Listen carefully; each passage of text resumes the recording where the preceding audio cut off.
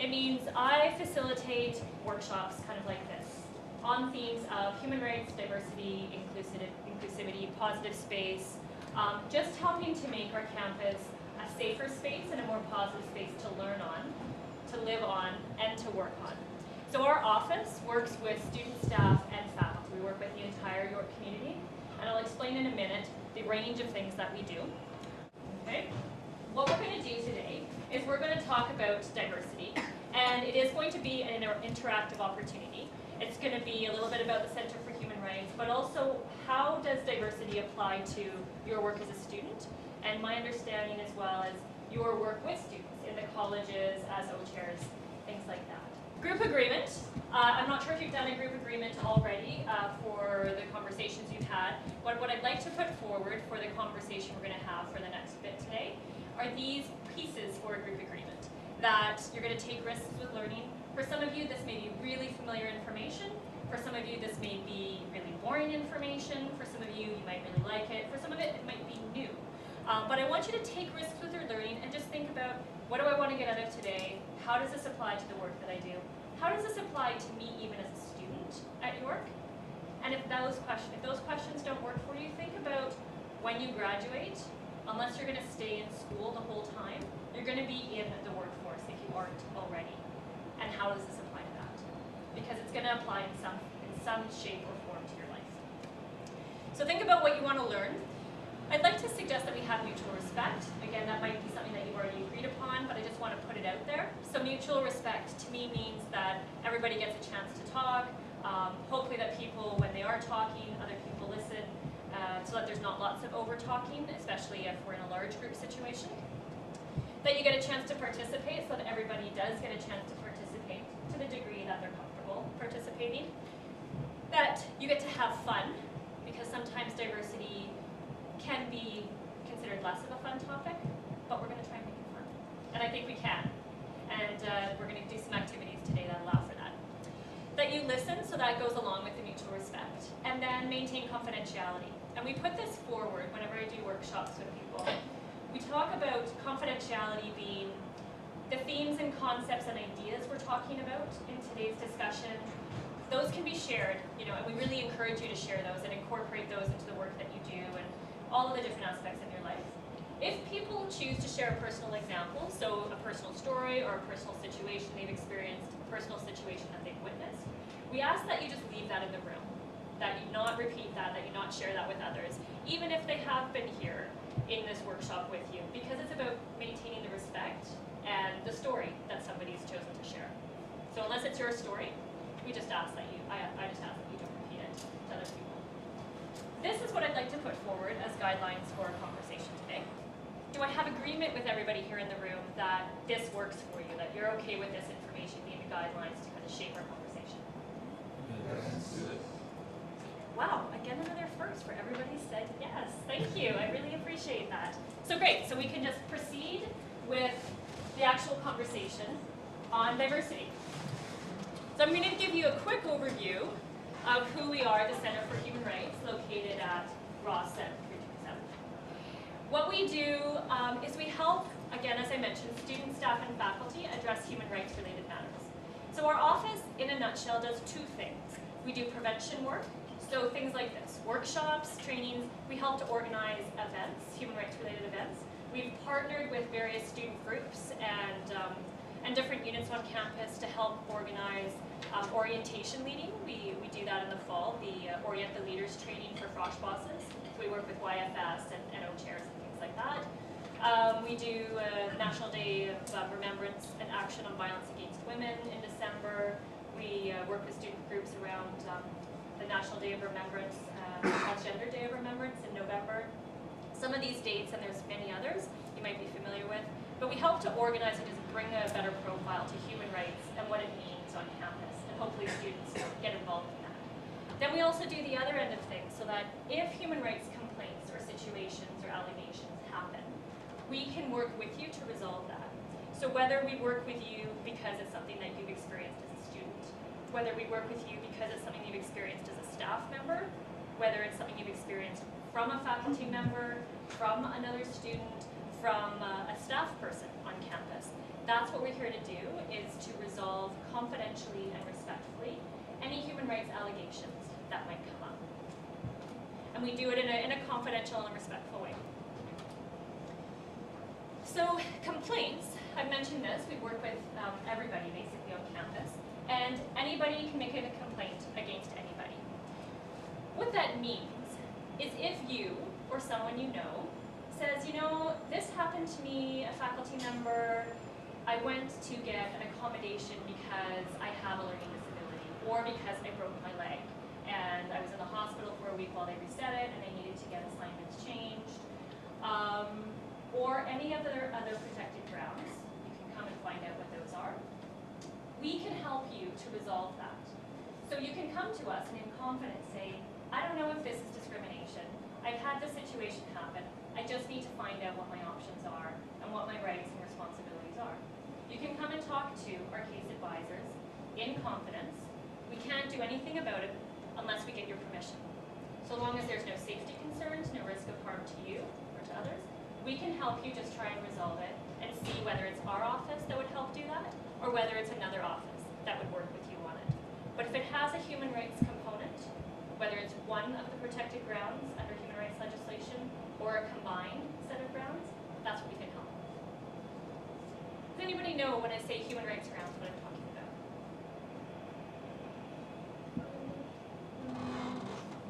Yeah. The rules for human rights as outlined by the Canadian Constitution.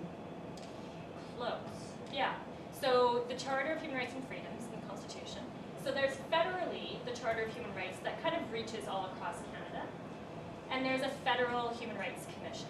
So that applies specifically to federal offices, federal employers, crown corporations, things like that.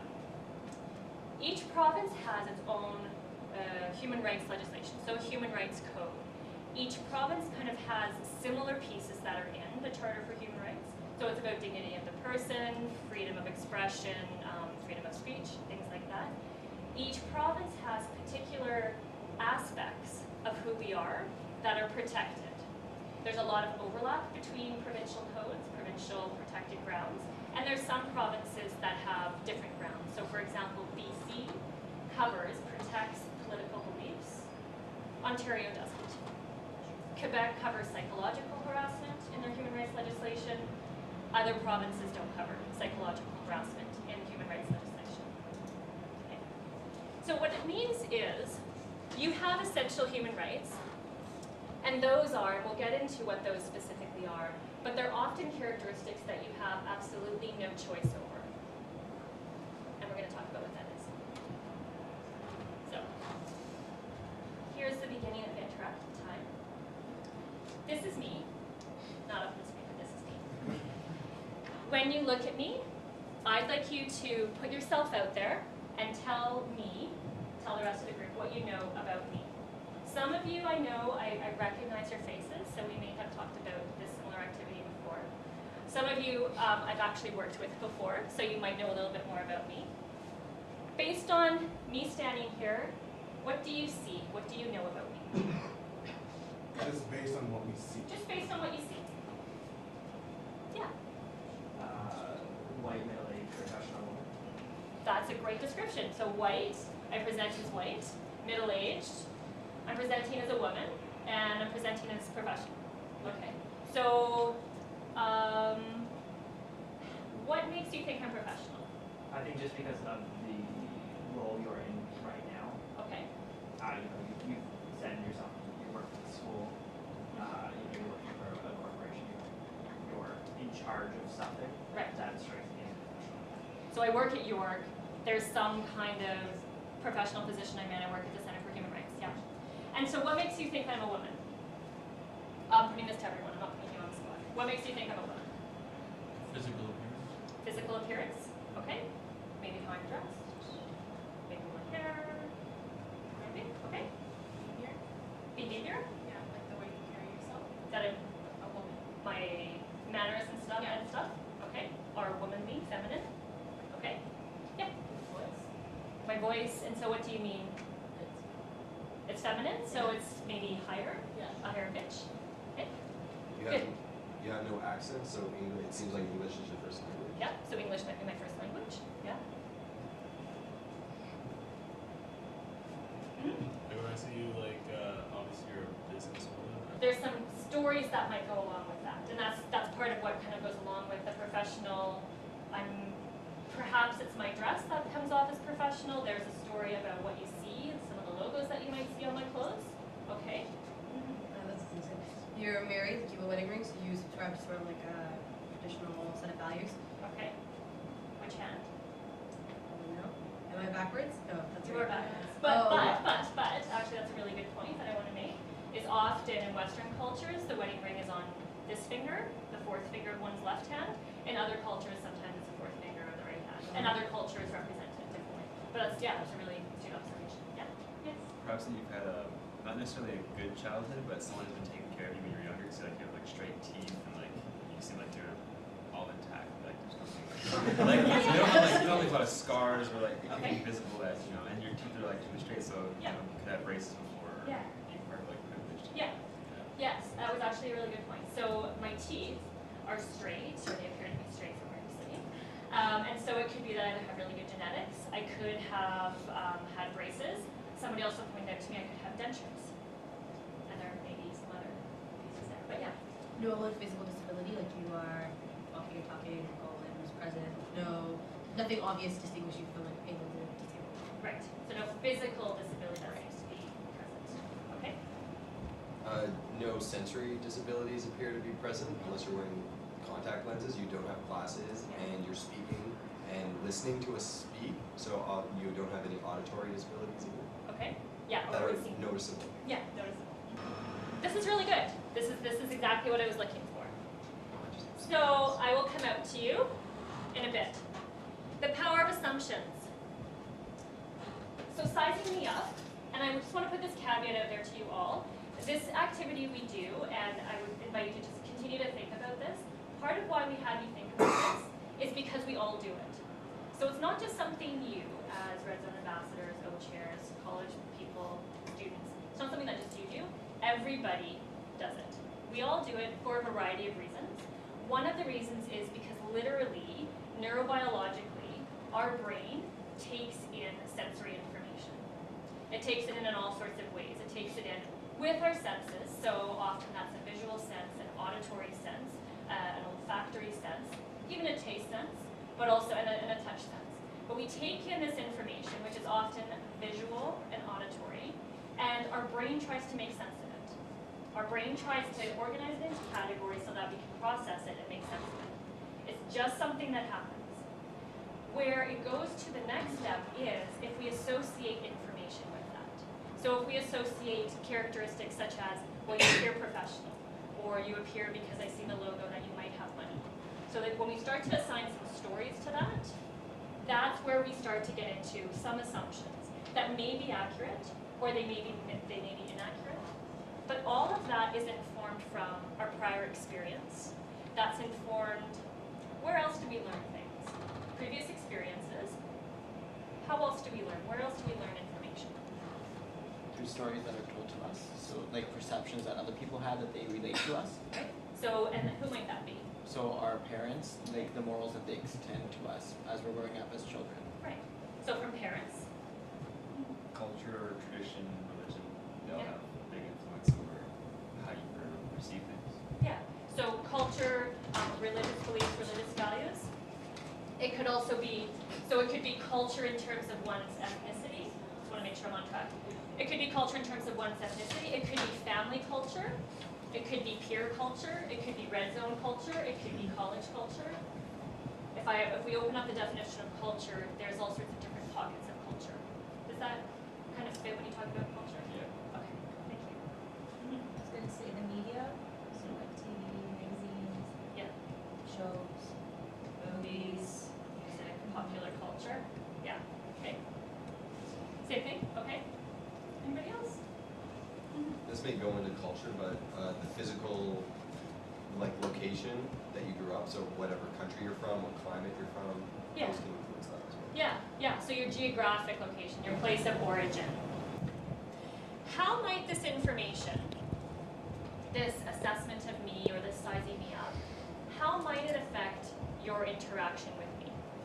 And I want you can speak directly to how you would see yourself interact with me, or you could say generally, how might it affect one's interaction with somebody? I was going to use an example more towards, again, sort of language. So you speak English very well, and you seem to comprehend what we say very well, as opposed to another person whose first language is probably not English. People will probably be prone to speak a little bit more openly with you and feel that you understand what is being said to you, as opposed to another person who we may feel we have to use smaller words or have to help a little bit more, so at a slower pace as opposed to talking to you. Yeah, I was gonna go back to the name, right? Let's say someone's about to call you. I don't know if this has happened to you, but they see your name.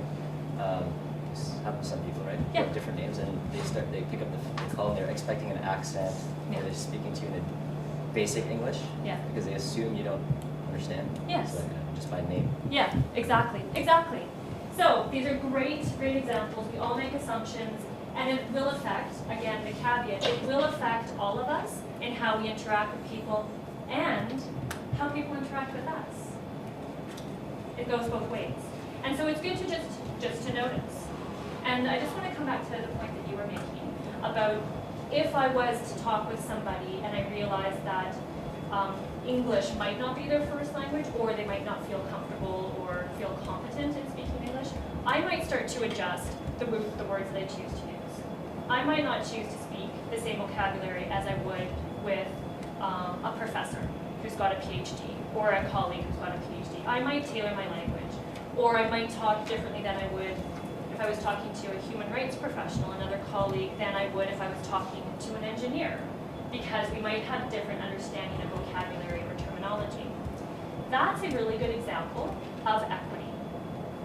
And that's part of what we're talking about when we talk broadly about human rights. We're talking about trying to look at equitable treatment rather than equality. Equality is treating everybody the same. Everybody absolutely gets the same treatment, same experience. Equity is actually looking at the fact that people have different starting points or come from different experiences, which we all do. We all have different starting points, we all have different experiences because we're all very diverse, whether it's our family, whether it's our culture, whether it's our place of origin, our language, our age. We all have different experiences, and equity is about recognizing that and getting to know the person and treating people equally so that they get to that same end point, but in a way that recognizes differences. Okay, so it's substantive equality, which is called equity, versus formal equality, which is equality. So just some like human rights stuff for you. Okay. Let me come out to you a little bit. This is me. I'm fairly new to Toronto. I've been here for 1.5 years, coming up very quickly, I guess, to 2 years, but still fairly new. I'm queer identified. I am Caucasian. I am white. I do like the outdoors, and I love yoga. So, and I also have invisible disabilities. And as I've mentioned, I did not study math, and I did not study science in university. So that's a little bit about me. How is this relevant to you? This is relevant because you work with each other, and you're going to be meeting lots of new students. And from what I understand, you're all kind of new to each other. Some of you might have worked with each other before, but you're also meeting new people here. So just like what was mentioned before, this affects our interaction with others, and it also affects others' interactions with us. Here's where the paper comes into play. What I'd like you to do is take your paper, and you're going to write answers to the following questions for yourself, and then you're going to meet the rest of your team here. Okay? So you're going to take time to write down one thing you would know by looking at me, a word that describes a time when you felt excluded, a place where you feel welcomed or included, and then a word to describe diversity. And then when you're done that, I'll check in with everybody, and then we'll get to our small group discussions about this. Take a couple minutes to answer these for yourself.